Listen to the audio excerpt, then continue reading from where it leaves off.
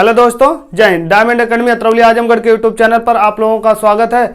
आइए आज दोस्तों हम सामान्य हिंदी का जो हमारा सेशन चल रहा है उसको आगे बढ़ाते हुए आप लोगों को जो हमारा पार्ट जहां से छूटा है उसके बारे में बताएंगे। आज हम बताएंगे हमारा जो स्वर है, स्वर को हम किस भाग से यानी अपने मुख से कौन से भाग का इस्तेमाल करके बोलते हैं, उन सब सारी चीज़ों के बारे में एक एक करके आप लोगों को बताने का प्रयास करते हैं। तो आइए अपने टॉपिक पर चलते हैं दोस्तों। यहाँ पर हमने इसके पहले क्या बताया था, हमने एक सारणी के माध्यम से बताया था कि हमारा स्वर कैसे प्रयोग होता है, क्या क्या होता है, उन सब सारी चीज़ों को हमने बताया था। तो आइए देखते हैं हम आज विशेष में हमारा क्या है। यह स्वर संस्कृत भाषा में प्रयोग होते हैं। यह स्वर संस्कृत भाषा में प्रयोग किया जाता है जिसका प्रयोग किसी को पुकारने में किया जाता है। जैसे कोई शब्द है, हम उसका जो है प्रयोग किस भाषा में करते हैं, संस्कृत भाषा में करते हैं, उसको पुकारने के लिए करते हैं। जैसे उदाहरण के तौर पर एक बहुत ही बेहतरीन नाम हम बता रहे हैं आप लोगों को, जैसे मोहन लिखना हो, मोहन मोहन मोहन मोहन में बोलने के लिए हमें जो है ये जो वर्ड है इसमें बोलने में थोड़ा सा ज़्यादा समय लग रहा है। देखिए, अगर मोहन को पुकारने के लिए जैसे कुछ ऐसे शब्द हैं जिन्हें हमने बताना संस्कृत भाषा में प्रयोग किए जा सकते हैं। जैसे मोहन को हम कैसे लिख सकते हैं, मोहन। अगर ऐसे बोलेंगे तो हमें बोलने में ये ओ शब्द जो है यानी कि कोई स्वर जो आपस में जो जुड़ के बने हैं, इसको बोलने में हमें ज़्यादा समय, जैसे मोहन, इसको बोलने में हमें समय ज़्यादा देना पड़ रहा है। ये हमारे प्रयोग किस भाषा में किए जाते हैं, ये ज़्यादातर हमारे आपके संस्कृत भाषा में किए जाते हैं। तो आइए देखते हैं हमारी अगली कड़ी जो तीसरे नंबर पर क्या है। जीभ के प्रयोग के आधार पर हमारे कौन कौन से स्वर हैं जिन्हें हम जीभ के प्रयोग के आधार पर बोलते हैं। तो जीभ के प्रयोग के आधार पर स्वर तीन प्रकार के होते हैं। जीभ के प्रयोग के आधार पर स्वर हमारे कितने प्रकार के होते हैं, तीन प्रकार के होते हैं। कौन कौन? अग्र जीभ के माध्यम से बोलते हैं, और मध्य जीभ के माध्यम से बोलते हैं, और पश्च जीभ के माध्यम से बोलते हैं। तो वो स्वर कौन कौन से हैं, आइए एक एक करके उनके बारे में हम आप लोगों को समझाने का प्रयास करिए। देखिए यहाँ पे लिखा हुआ है अग्र स्वर, मध्य स्वर एवं पश्च स्वर। यानी कि आगे जो हमारी जीभ होती है, अग्र जीभ से हम कौन से स्वर का बोलते हैं, और मध्य जीभ में यानी मध्य वाले भाग से हम किस स्वर का प्रयोग करते हैं, और पश्च वाले जीभ के भाग से हम कौन से स्वर का प्रयोग करते हैं। आइए एक एक करके जानते हैं। पहली कड़ी में हम देखते हैं अग्र स्वर। अग्र स्वर हम किसे कौन से हमारे ऐसे हैं जिन्हें हम अग्र स्वर के नाम से जानते हैं। जिन स्वरों का उच्चारण जीभ का, जिन स्वरों का उच्चारण हमारे आपका जीभ यानी जीभ, जैसे जीभ का अग्र भाग का प्रयोग हो, जिस स्वरों का उच्चारण हमारे आपके जीभ के अग्र भाग का प्रयोग हो, उसे हम क्या कहते हैं, अग्र स्वर कहते हैं। क्या कहते हैं? अग्र स्वर कहते हैं। जैसे वो हमारे कौन कौन से स्वर हैं जिन्हें हम जीभ के अगले भाग से बोलते हैं, जैसे ई। उसके बाद हम क्या बोलते हैं, री, ए, आए। ये हमारा ऐसे स्वर हैं जिसे हम जीभ के अगले भाग से बोलने का प्रयोग करते हैं। कौन कौन से स्वर हैं हमारे, कौन कौन से हो जाएंगे, जैसे हमारा ई, और हमारा कौन कौन से हो जाएगा, री, ए, आए, री, ए, आए।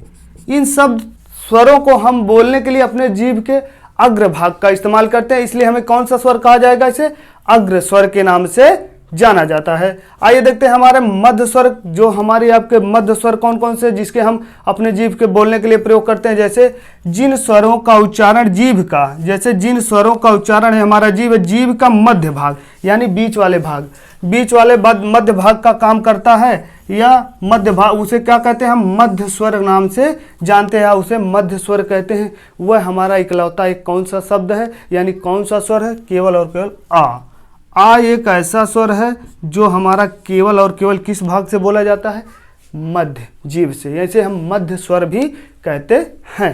ठीक है, आइए देख लेते हैं हमारे पश्च स्वर कौन कौन से हैं। पश्च स्वर जिन स्वरों का उच्चारण करते समय यानी जीभ स्वरों का उच्चारण जीभ का पश्च भाग, जीभ का हमारा जो ये पश्च वाला भाग है, पश्च भाग काम करता है, उन्हें हम पश्च स्वर कहते हैं।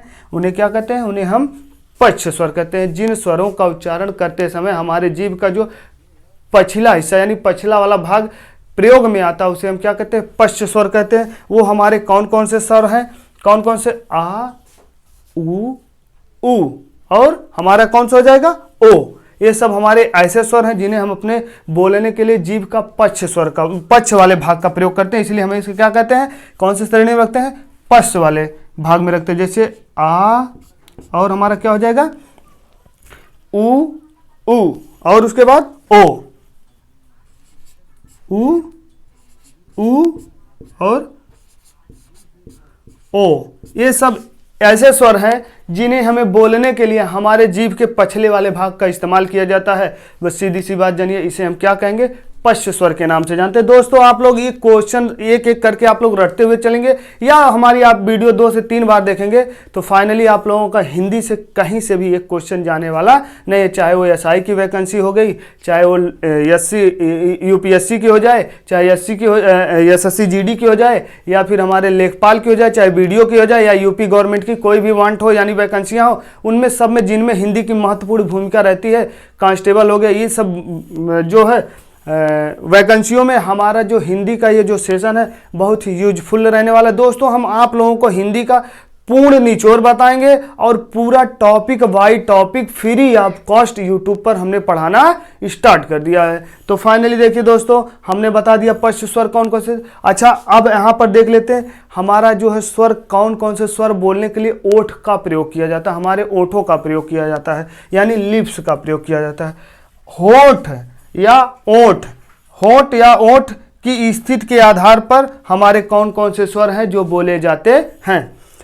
ओठ की स्थिति के आधार पर स्वर 2 प्रकार के होते हैं। स्वर हमारे कितने प्रकार के होते हैं, ओठ के स्थिति के आधार पर स्वर हमारे 2 प्रकार के होते हैं, जिसे आवृत्तमुखी स्वर कहते हैं या वृत्तमुखी कहते हैं। जैसे आवृत्तमुखी का मतलब होता है जब इस स्वर को हम बोलेंगे तो ये वाला स्वर जो हमारा ना बोलते वक्त ना हमारा ओठ गोल नहीं होगा, हमारा ओठ जो है गोल नहीं बनेगा, ठीक है, इसमें जो वृत्त नहीं बनेगा। और ये वृत्त के मुखी के आधार पर ये हमारा अगर जब हम इस स्वर में बोलेंगे वृत्तमुखी वाले में तो हमारा जो ओठ जो है वृत्त के आकार का ये आकार लेगा, इसे हम क्या कहेंगे, ये जो हमारा वृत्तमुखी होगा।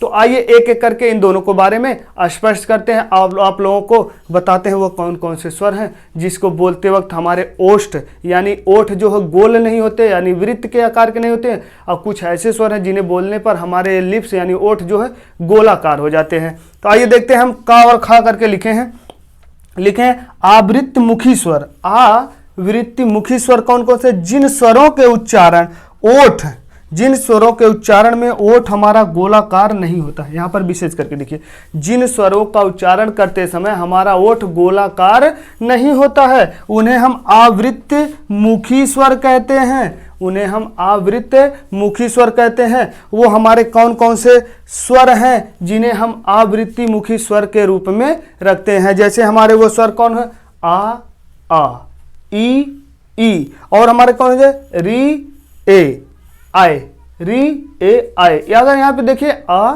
ई, ये सब बोले तो जाते हैं हमारे, लेकिन बट इसमें हमारा ओठ जो क्या हो रहा है, गोलाकार नहीं बन रहा है। तो वह हमारे कौन कौन से स्वर हो जाएंगे, आइए देखते हैं क्या करके।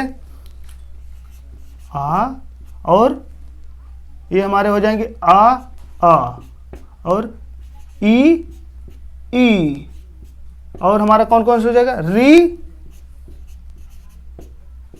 ए आए।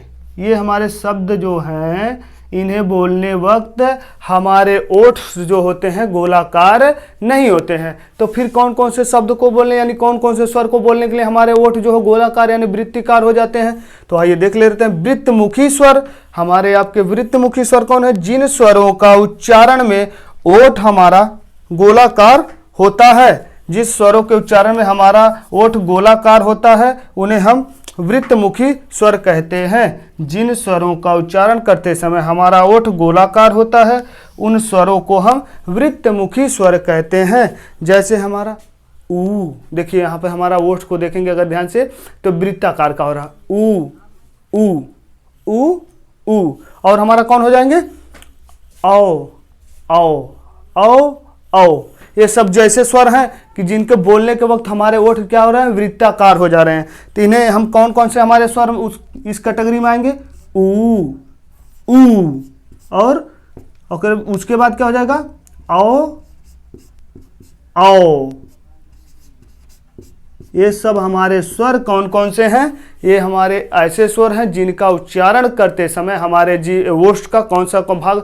दोस्तों हम इन सब सारी बातों को एक जो है सारणी के माध्यम से, जैसे पिछले क्लास में हमने सारणी के माध्यम से बताया था, वैसे हमें आप लोगों को सारणी के माध्यम से बताएंगे कौन कौन से स्वर का कौन कौन से भाग में, यानी कौन कौन से तरह से, यानी जीभ का अग्रभाग या मध्य भाग या पश्च भाग, या फिर हम जिस स्वरों को बोलते हैं ओष्ठ का प्रयोग होता है, या फिर हमारे दांत में दंतोष्ठ कौन कौन से शब्द होते हैं, मूर्धन्य स्वर कौन कौन से होते हैं, इन सब बातों के बारे में हम नेक्स्ट वीडियो में चर्चा करेंगे। तो दोस्तों फाइनली हमारा टॉपिक कैसा लगा आप लोग कमेंट सेक्शन में ज़रूर बताइएगा, ताकि आने वाले नेक्स्ट पार्ट में आप लोगों को बहुत ही बेहतरीन तरीके से स्वरों का उच्चारण करना बताएंगे। जय हिंद दोस्तों, तब तक के लिए मिलते हैं फिर नेक्स्ट क्लास में।